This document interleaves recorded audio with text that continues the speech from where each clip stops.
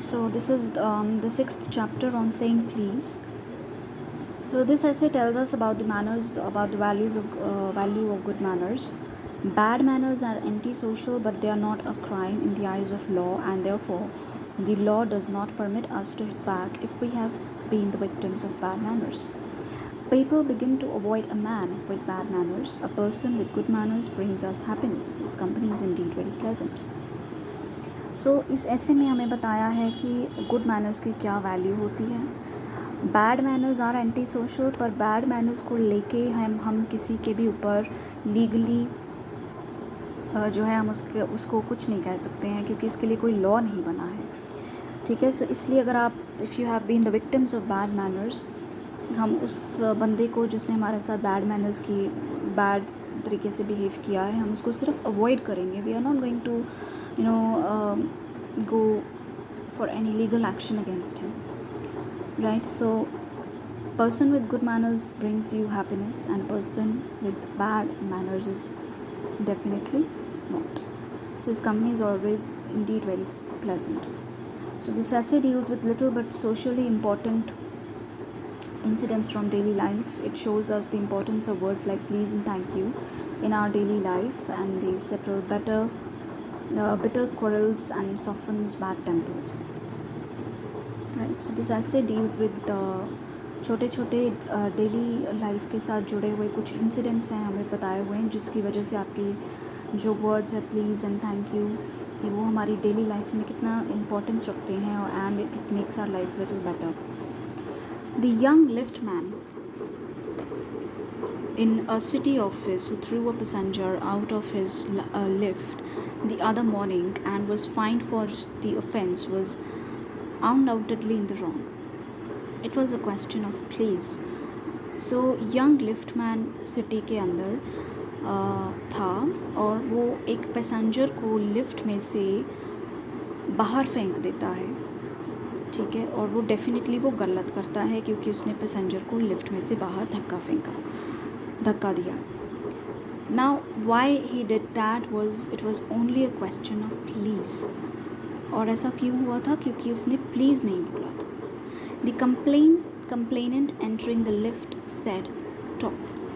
The liftman demanded top please, and this concession being refused, he not only declined to comply with the instruction but hurled the passenger out of the lift. What happens? कि एक passenger जो है वो lift में enter करता है. ठीक है. और वो कहता है कि मेरे को टॉप फ्लोर पे जाना है, and he simply says top.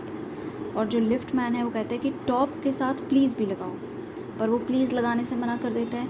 अब इतनी सी बात पे जो है इस बात पे लिफ्ट मैन को गुस्सा आ जाता है, और वो पैसेंजर को लिफ्ट से बाहर फेंक देता है.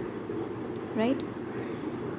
Now this of course was carrying a comment on the manners too far. Discourtesy is not a legal offense, and it does not excuse assault and battery. If a burglar breaks into my house and I knock him down, the law will acquit me. And if I am physically assaulted, it will permit me to retaliate with reasonable violence. It does this because the burglar and my assailant have broken quite definite commands of the law. But no legal system could attempt to legislate against bad manners, and could sanction the use of violence against something which it does not itself recognize as a legally punishable offense.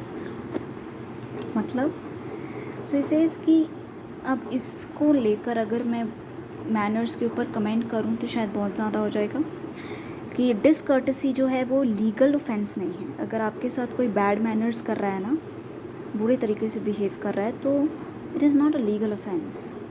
ठीक है. अगर एक burglar मतलब चोर, अगर एक चोर मेरे घर में आ जाता है, तो मैं अगर उसको नॉक डाउन उसको मारती हूँ और वो आगे मेरे को मारता है, तो मुझे पूरा हक है कि मैं उसका बदला लूँ और मैं उसके अगेंस्ट लीगल एक्शन लूँ. ठीक है. रिटेलिएट मतलब बदला लेना, एक्विट मतलब छोड़ देना. बट कहता कि ऐसा कोई भी जो लॉ है वो इसके लिए नहीं बना है कि आपके साथ किसी ने बुरी तरह से बिहेव किया है और आप उसके अगेंस्ट कुछ लीगल एक्शन ले लो. So if somebody is behaving badly with you, it is not a legal offence. And whatever our sympathies with the lift man, we must admit that law is reasonable. It could never do if we were at liberty to box people's ears because we did not like the behavior or the tone of their voice or the scowl of their faces. Our fist would never be idle and the gutters of the city would run with blood all day. So he says कि ऐसा no doubt हमारी sympathy जो है वो lift man के साथ है, कोई पैसेंजर के साथ भी किसी की हो सकती है. इसे इसकी लॉ हमें इसलिए नहीं कहता है क्योंकि अगर हमें ऐसा परमिशन मिल जाए तो सारा दिन खून बहेगा. क्योंकि अगर आपको किसी का फेस पसंद नहीं है आप उसको मारोगे, अगर आपको किसी ने छोटा सा भी कुछ कह दिया आप लड़ने पे आ जाओगे.